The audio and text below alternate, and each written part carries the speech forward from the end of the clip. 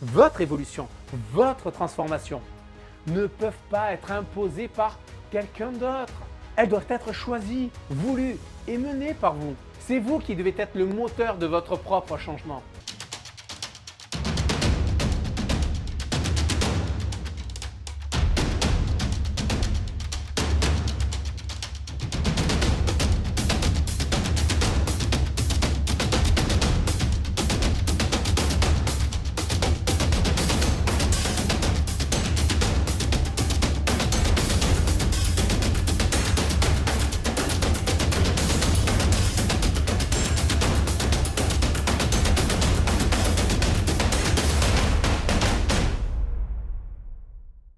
Bonjour à vous, je suis Ezio Sabatini, votre mentor et coach en croissance personnelle et en développement de votre leadership. Vous savez, j'ai passé des années à accompagner des personnes comme vous à comprendre leurs défis et à travailler à leur côté pour qu'elles atteignent leurs objectifs. Et aujourd'hui, ce que je veux aborder un sujet que j'ai vu créer des tensions et des frustrations chez beaucoup trop de gens.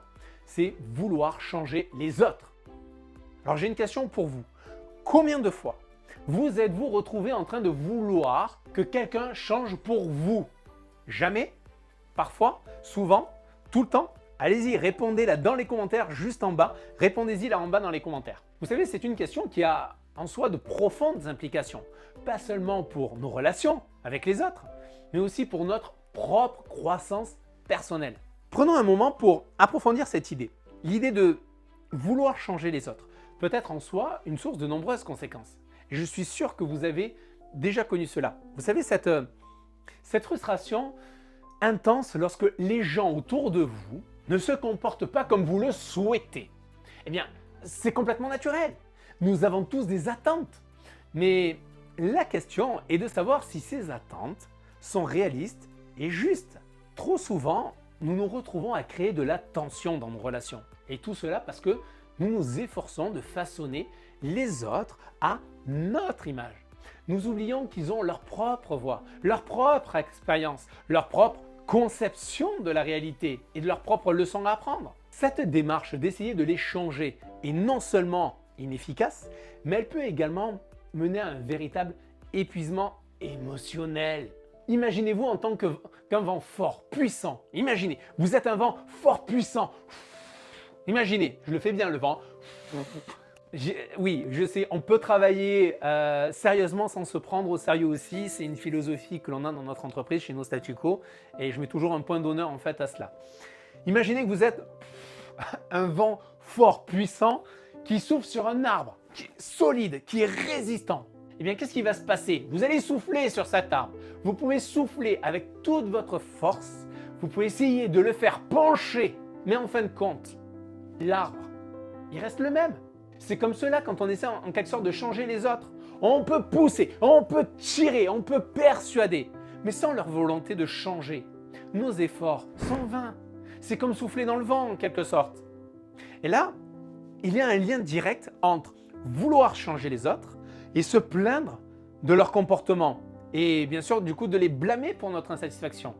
C'est un cercle vicieux qui ne mène qu'à plus de frustration, plus de déception. Alors plutôt que de tomber dans ce piège, que diriez-vous maintenant d'explorer un nouveau chemin? Un chemin qui vous mènera à une plus grande paix intérieure et à une véritable croissance personnelle. Mais pour cela, il faut d'abord accepter une vérité simple mais puissante. Vous êtes prêts? Demandons-nous pourquoi nous avons si souvent ce désir de voir les changements se produire chez les autres. Souvent, c'est parce que nous cherchons à améliorer nos relations, à atteindre nos objectifs ou à améliorer notre qualité de vie. Il n'y a rien de mal à vouloir ces choses. Le problème survient surtout lorsque nous plaçons la responsabilité de notre bonheur, de notre croissance sur les épaules des autres. La croissance personnelle, l'amélioration de la qualité de vie ne peut pas venir de l'extérieur. Elle doit venir de l'intérieur. Votre évolution, votre transformation ne peuvent pas être imposées par quelqu'un d'autre.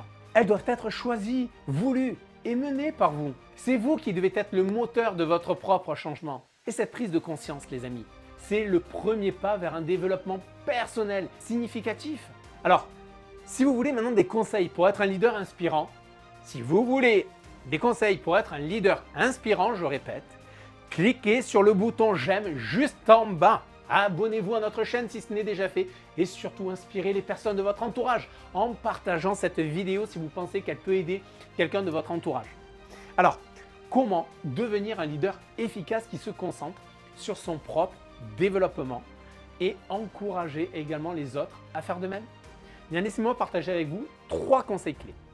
Premièrement, pratiquez l'autoréflexion. Vous savez, vous devez consacrer du temps à vous interroger, à vous comprendre, à évaluer vos forces et vos faiblesses. Pour cela, vous pouvez vous demander ce que vous pouvez faire pour évoluer. C'est à travers cette introspection que vous serez en mesure d'initier un véritable changement. Deuxièmement, je ne peux que vous inviter à devenir un modèle de comportement.